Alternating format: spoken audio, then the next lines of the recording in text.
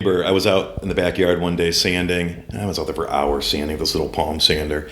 And I stopped. You're like, and it was still going. I'm like, I look up. And it's Brent's in the same neighborhood. I mean, it's wide open spaces. And I'm thinking, what the hell? Is a weed eater flying overhead?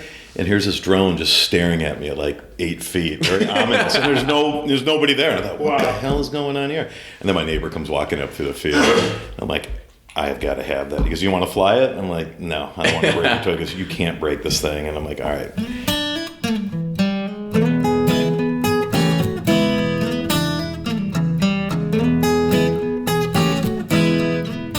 There was a loss in the bourbon world this week. Master Distiller Emeritus for Heaven Hill, Parker Beam, passed away after his fight with ALS. Parker saw Heaven Hill through the golden age of the 60s, the decline of the 70s, and paved the way for today's new excitement. He was responsible for bringing out Heaven Hill's first premium small batch bourbon, Elijah Craig, in 1986, Evan Williams single barrels in 1994, and of course, Parker's Heritage Collection. Our prayers and condolences go out to his wife Linda, his family, and the entire Heaven Hill family. For this week's episode, we're returning back to the distilleries to hear the stories from the inside. There's more bonus content that didn't make in this episode when we talk about drone racing, barbecuing, and more that you can only hear if you're a Patreon supporter. Patreon sponsorships start as little as $1 a month. So please, if you like what you hear, support the show. It really does go a long way in making this podcast great. Visit patreon.com. That's patreon.com/Bourbon Pursuit. Enjoy this week's episode.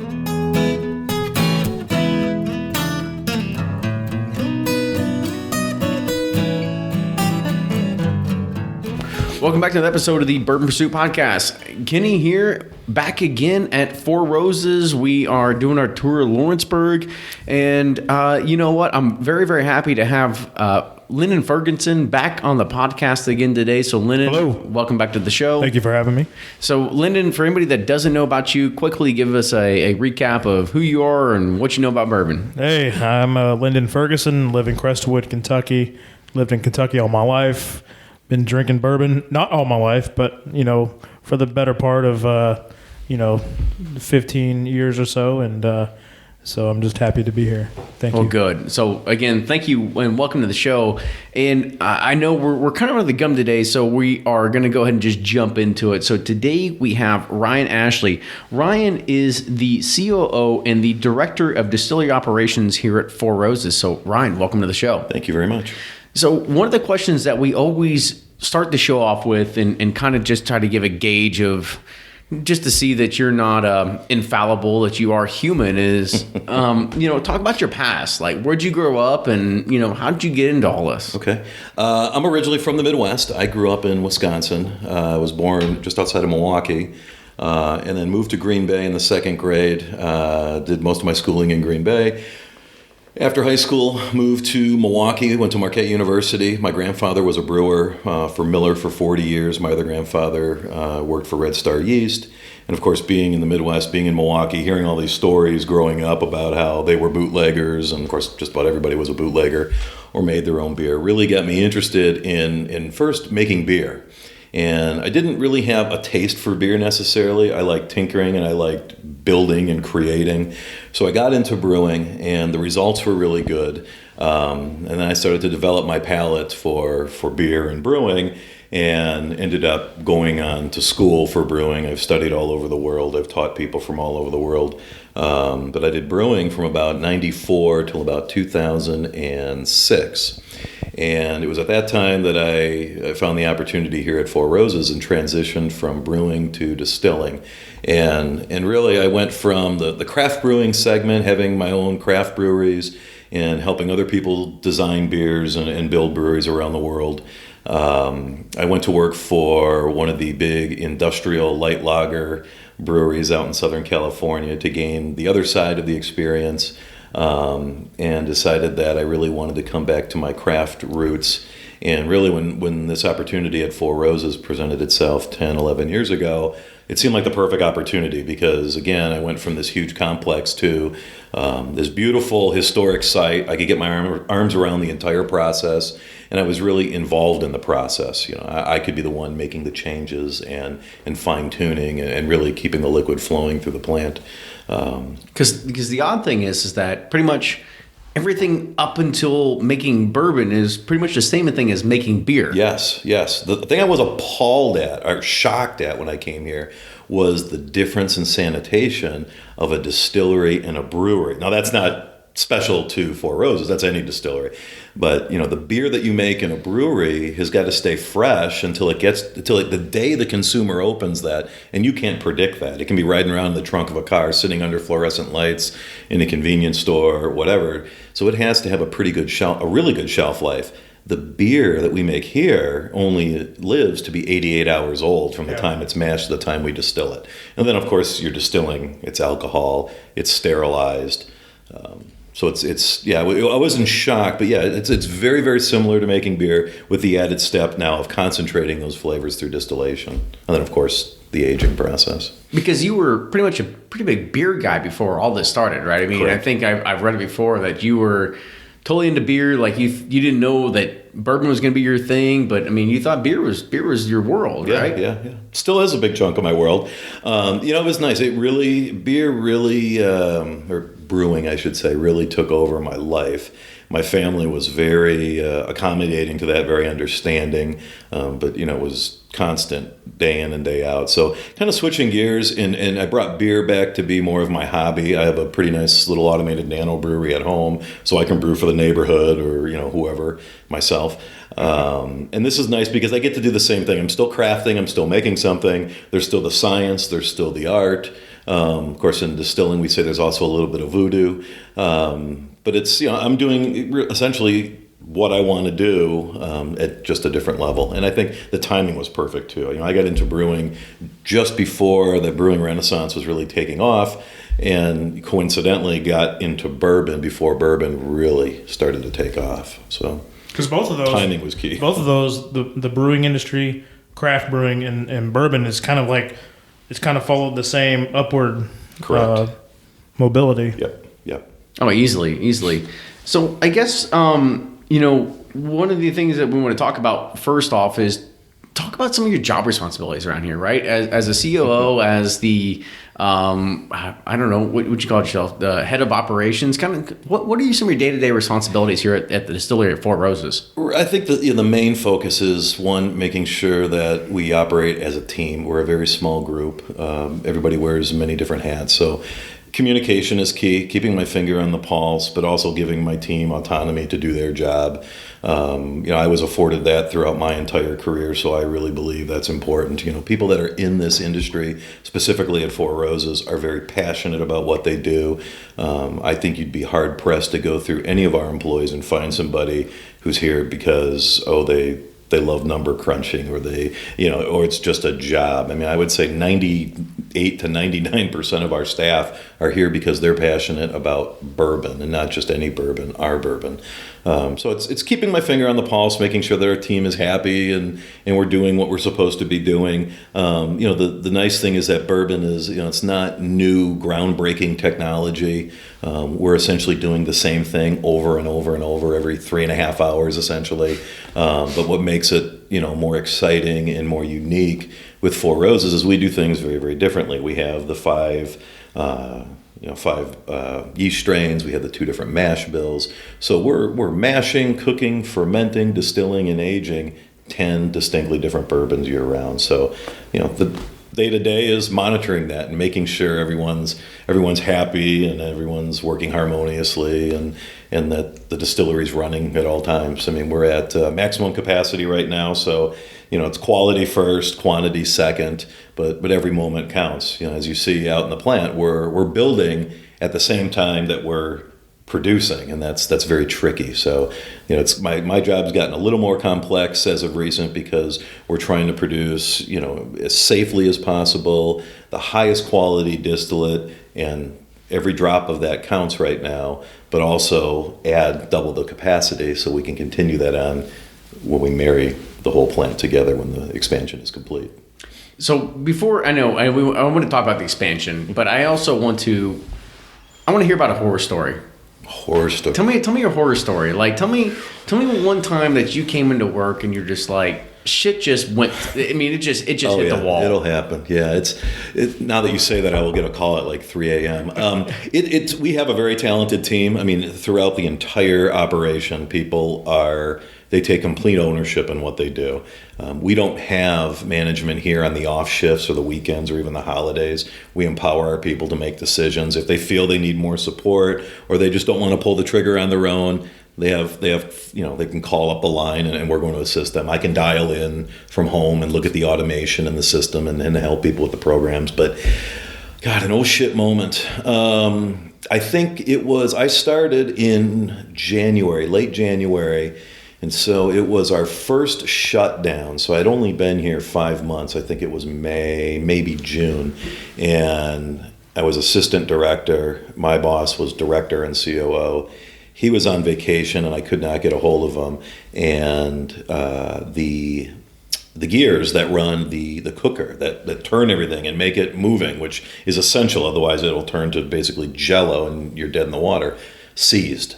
And so here I am. Of course, it happens on a Friday, and it's 3 p.m., and now I've got to make the call. Do we shut down and wait for a new one to come in? Do we pull the old one out and have it repaired? What's the quickest answer? So I had to make a pretty high-dollar decision on my own on the fly, and the result was we ordered a brand new one, got it in as quickly as possible, then took the one that was seized up out, had it refurbished, and it's sitting in the barn waiting for this expansion project to be used. But it's, again, when you're producing quality product, but you're at maximum capacity, every moment counts. And so, my job was to get it up and running as soon as possible. I'm sure there are other oh shit moments. I'm sure as soon as I drive out of here, I'll think of one. I can think of some oh shit moments in brewing that were pretty crazy, but I guess that's good. I mean, things are pretty even keeled here. It's brewing is a little more fast paced, whereas distillation is hurry up and wait. Mm-hmm. You make the mash, you ferment it, you put it away, and then you wait 6, 8, 10 years. But thankfully, we haven't had very many, what the hell are we going to do now moments. Right. As one of my mentors told me many, many moons ago, there are no problems, only solutions. I try as best as I can to keep that in mind. Sometimes those solutions are hard to find. So I guess the big news is that Four Roses is investing $55 million into expanding operations. But we all know within remodeling projects with the budget 15%. So we're going to say $63 million is probably what it's going to be. So kind of talk about what's going to happen with that. Like what is going into $55 million / whatever is what's going to be built here at the property? Well, a big chunk of that is warehouses. Believe it or not, warehouses are incredibly expensive. So we have money in there for a few warehouses going on to Cox's Creek. We also put in a 80,000 square foot bottling facility with what we call a high-speed bottling line. I'm sure by most other distillery standards, it's a pretty quick, bottling line. But what's going on here at the distillery is we're doubling everything. We're doubling the capacity. And we're doing that in such a way to maintain the quality and the integrity of the product. It would have been a lot cheaper to go out and pick a green field and build, a second distillery, so to speak. However, then there's this perception you have two different distilleries and maybe they operate differently. Plus, again, this gets back to what I had mentioned before, the voodoo or the terroir, that microclimate that is within the distillery, particularly fermentation. So what we're doing is we're really shoehorning all of that equipment into the existing facility. We're taking and adding, doubling the yeast capacity, our mashing capacity, another cooker. We're adding another doubler, another beer still, all under the same roof. Oh, wow. So it's been a tremendous work of moving an elevator shaft 14 feet over to accommodate a cooker. So spending a lot of money that normally you'd say, that's ridiculous. So build another building. But it's to maintain that integrity. And in just a moment, in fermentation is where it really matters because, again, we've been fermenting with these 5 yeast strains in this one building, since, 1910. And that and the lactic bacteria that we use to get the sour mash, all those things live in that room. There's a microclimate in there. The brick, the wood, everything is impregnated with that. So to build another fermentation area separate from where we are, there's that, could we make the same product? Yes, probably. Would it be the same quality? Yes, probably. However, it's not worth taking the chance. Again, with beer, in 3 weeks, 6 weeks, you've got the result. You can tweak it. You've got the result again. Here, you make it, you put it to bed for 6, 8, 10 years. By the time you realize you're okay or there's a difference, well, it's too late. You have warehouses full of possibly a different product. So in order to maintain that consistency, basically, imagine fermentation as a room with 4 sides. We're going to blow 3 of those sides out and expand around that. Fill that space with the same mixture of wooden and stainless steel fermenters, primarily wood. They're open fermenters, and then allow the existing fermentation area to breathe and to migrate into that existing space, and then we will slowly start utilizing those fermenters to guarantee us, that same microclimate. We're not changing it. Because again, I mentioned earlier, I was appalled or shocked by the difference in sanitation. Well, that's where it's really key. In a brewery, you would love to just spray chlorine all over the place and kill everything and make sure that you only have one yeast strain growing at a time. In the distillery, it's much different. If I were to go down there to our existing fermenter room and chlorinate that whole room, it would probably have a huge impact on the product after doing so. Is it because of what was called like the sour mash process of just being able to have partial of whatever was the last batch into the new batch? Or, I mean, what is the yes and no. That's kind of the voodoo again. It's living, because you say, well, wait a minute, you're putting one strain of yeast depending on what you're making, and you want that yeast to flourish. So we give it the best environment so that yeast flourishes. But yes, there is that carryover of the back set, the sour mash, the stillage. We're taking off the still that came from a previous fermenter and putting it in the next fermenter. Again, it's that kind of the voodoo of, well, no, we don't want stuff to fall off the walls into a fermenter. That's not part of it. It's just there is such a thing, I think, in distillation and fermentation. The way we do it is too clean. If you start getting rid of those bugs that have yeasts that have lived in that room for 100 plus years, you run the risk of changing it. There's a neat story about a Belgian brewery just a few years back that they went into a building that had been sitting vacant for about 100 years. They were expanding their fermentation in huge closed barrels. But in order to kind of have the same terroir, they basically took their different products and sprayed the brick and sprayed the wood and let it grow to kind of simulate that. Wow. Yeah. So how do you, when you double expansion, double production, double everything, and you're not building a separate facility but putting them together, how in the world do you continue not only production but also you said you want to create the kind of same environment? Is to manage that process and to continue to fulfill demand of the product that you make. How do you manage that whole process? Very carefully. Again, it's communication here is the key. Everyone here is a brand ambassador. Every worker in the distillery knows what they're doing. They take a tremendous amount of pride in what they're doing. But, essentially you can break down what we're doing is we're operating what I'll call the existing facility the way it is. We're duplicating everything. The cooker will be a mirror image of the new cooker will be a mirror image of the existing, the yeast room, everything. So we're not changing how we do it. We're not adding a bigger cooker and taller fermenters because, the geometry of a fermenter has an impact. The volume, the hydrostatic pressure has an impact on the yeast. So we are keeping everything as much as possible identical to what we're doing now.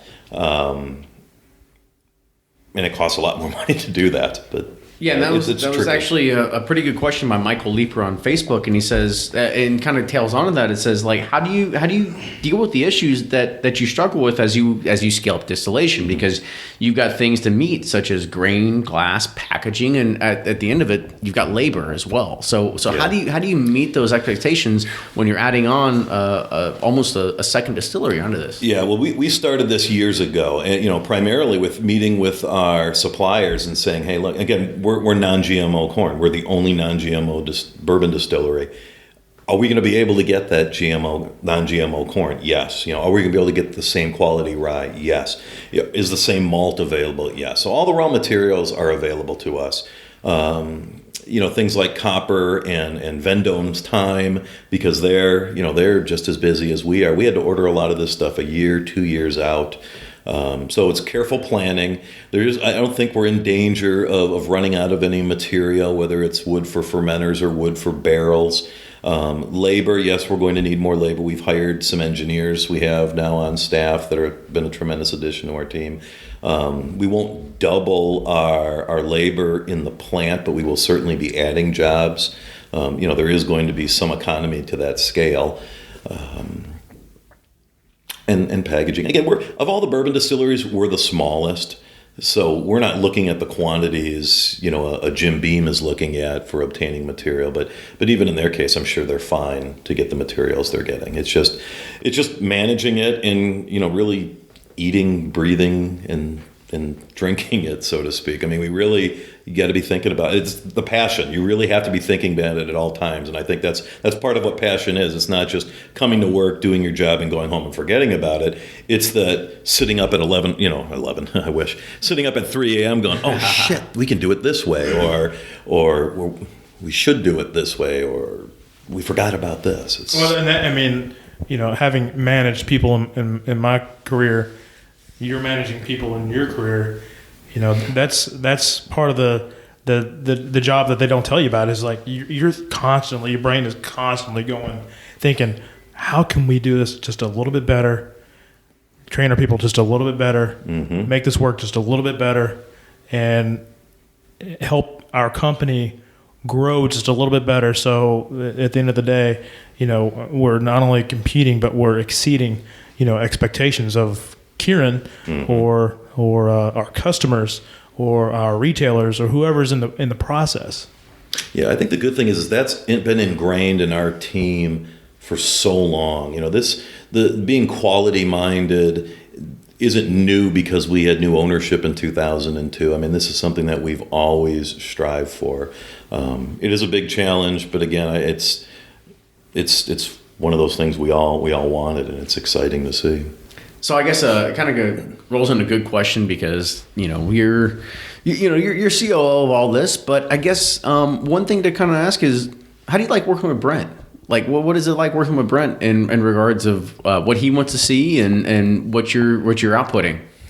Brent and I have a tremendous relationship. I mean, when I first moved here, Brent, I think, was with the company just about a year, and we became quick friends. Like I said, we live in the same neighborhood. Our families are friends. Our kids have played. We do things together.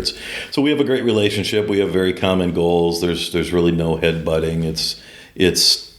We speak very freely. Again, I think what we have here, not Brent and I, but just Four Roses in general, is very unique, not just to the industry, but I think unique to most working situations, where people are so comfortable and happy to come to work, and it's such a great thing to talk about. I mean, we had last year 68,000 people come through the distillery. They came through the distillery, tucked in the woods here in Lawrenceburg, Kentucky, and each and every one of them, they didn't stumble upon it. This was a destination that they wanted to come to. They wanted to see. They wanted to talk to us. Like I said, Brent and I work very well together. We make ourselves very accessible to anyone on the team or anybody in the public. So it's a great relationship. I think the next step is, again, Brent and I started about the same time. The one thing that we've always wanted to do a little bit more was create more, develop new products. I'm sure people are going to start asking when you come. Oh, let's go. Rye, maybe a barley-based bourbon. There's a lot of different things, and suffice it to say that both Brent and I are chomping at the bit to do that. First and foremost, it's get the expansion complete. And then we will have some excess capacity, and we really do hope to look down that road and maybe do some new exciting experimentation. Go ahead, humorous. What are you thinking? There's a number of things. I don't want to say anything because somebody will take the ball and run with it. But again, we're very traditional. We're not going to be doing any flavored bourbons or any fly by night type of stuff. But a rye. I mean, we use the highest percentage of rye of any of the big bourbon distilleries out there, with our variety of yeast and our knowledge of the yeast yeast, yes, and the rye and how it operates, puts us in a very good position to do a much higher rye or a straight rye, or a barley-based bourbon, or one of the things I see when you look at innovation in distillation, and particularly in a bourbon distillery, is aging bourbon in different types of casks. Now, you can't call it bourbon; it's bourbon aged in XYZ cask. But I think that's kind of the next thing that you're going to see. Not from Four Roses necessarily, but I think from all bourbon distilleries, is aging in different casks to give a variety. It's very, very popular with Scotch. I wouldn't be surprised if you see a lot more of that with bourbon. Oh, sorry. I'm going to finish up with two questions for you. So one of them is, so you are a big brewer and you got your history in brewing. So kind of talk about, we always talk about there's pretty much a lot of similarities between brewing and distillation, mm-hmm. but what are the differences? What are the stark differences between being a brewer and being a distiller? Well, in terms of the process, the mashing sequence is very different. You're starting at a low temperature in brewing, and depending on whether you're infusing or you're heating directly, you're raising that temperature. In distillation cooking, you're starting at the high end of the temperature because of the corn, and then you're working your way down and adding different grains at different temperatures because of the enzymes and their sensitivity. Again, sanitation is a big one. The beer only has to be 88 hours old, or let's say 3.5, 4 days old. So as long as you give it a good, healthy population of yeast and you did your mashing, cooking correctly, you're going to have a really good, stable product. But if you don't keep that machine running constantly and that beer starts to get older in age, it starts to change and you start to have quality issues. Again, there's no instant reaction. In a brewery, you can play around on a small scale. You can get a result in 3 weeks, 6 weeks, and say, maybe we need to tweak it a little bit, or we'll call it this, or we'll make it into that. Again, in the distillery, once you make it, if it doesn't meet our standard, we either sell it off to someone and it gets turned into hand sanitizer or redistilled for a gas additive or expensive vodka. There is no second chance. So you have to make that distillate right the first time. And then it goes into a barrel, again, an all-natural product, and it's got to age. So there's that hurry up and wait. And again, our minimum age is 6 years. And so you're waiting a tremendous long time and putting a lot of faith in what you've done and what Mother Nature is going to do to get that product out there. So, beer is very diverse, bourbon's very diverse, beer's just a lot quicker turnaround and result, so you can tweak things and fine-tune things a lot quicker than you can bourbon. You a stout guy or a hops guy? I drink all styles of beer. I think, every beer has its place. I studied in Germany. My specialty was Hefeweizen, Bavarian wheat beer. But right now, if you were to open up my beer fridge, I've got a lot of IPAs and a lot of Belgian beers. Good deal. So if we had to close this out and we had to say, what was the best beer you had in 2016 or the past year? What's it going to be?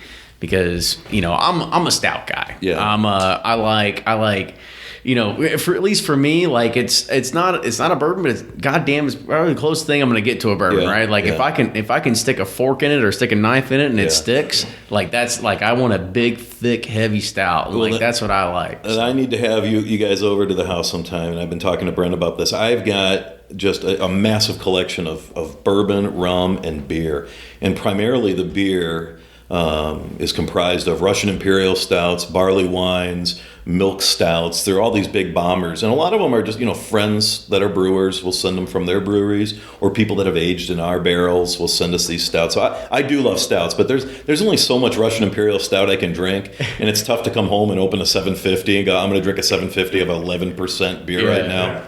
I can do it. I do it, but I can't do it every day. I would say a good perk to that is the fact that I'm going to give you a barrel You just make sure you send me a 50 back for that. Yeah, absolutely. Yeah, but working in beer and in bourbon, there's no shortage of when I go to a bar and if I've got to pay just a crazy price for a drink, I think back to decades of never paying for a drink and all this free stuff I have at home. But not to skirt around your question. I mean, the best beer I've had. I mean, it depends on the moment. It depends on the activity. Depends what's going on. But if I had to pick some favorite beers, I go to the Belgian styles. Orval is probably one of my favorites. Duvel, I really enjoy. I'm trying to think of a really good. I've had some really good barrel-aged beers recently from Firestone Walker. Brooklyn has sent me some. Garrett Oliver has sent me a bunch of his ghost beers that you can't get. Yeah, I had a Speedway Stout a few weeks ago, and I thought it was pretty impressive. So yeah. So it changes. I mean, the best beer is the one I've got in my hand, I guess. Yeah, I know, right? Awesome. Well, you know what, Ryan? I want to say thank you for coming on the show today. This is fantastic. We learned a lot more just about Four Roses and the operations that goes into it and what's coming to what we're going to see. So, I mean, Lyndon, what did you think? Great stuff. Appreciate meeting you. Thank you. Great. Thank you. Anytime. Yeah. So if you like what you hear, make sure you support us on Patreon. That's patreon.com/Bourbon Pursuit. Follow us on Instagram and Twitter and Facebook at Bourbon Pursuit. And if you have any more show suggestions or people would like to see, make sure you send us an email. That's the duo, THEDUO at bourbonpursuit.com. Thank you again, and we'll see you all next week.